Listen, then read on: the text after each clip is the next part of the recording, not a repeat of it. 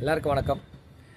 ஒரு துளி ஆன்மீகத்தில் இன்று நாம் பார்க்க இருப்பது, பெருமாளுக்கு 2 சிறப்பு பெயர்கள் இருக்குங்க. ஒன்று நிமலன், இன்னொன்று நின்மலன். நிமலன் அப்படின்னா நம்ம கேட்காமலேயே நமக்கு பல நல்லதுகளை செய்பவர்.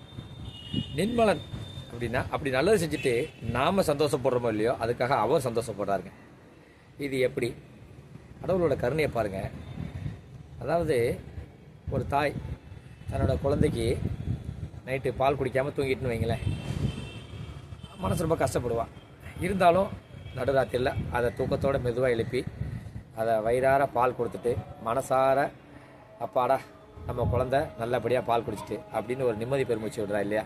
அது மாதிரி தாங்க பெரும்பாலும் நம்ம பக்தனுக்கு நல்லது செஞ்சிட்டோன்னு நமக்கு தெரியாமலேயே நமக்கு வர துன்பத்தை தடுத்துட்டு அவர் சந்தோஷப்படாங்க. அதனால தான் பெருமாளுக்கு நின்மலன் என்ற ஒரு சிறப்பு பெயர் உண்டு.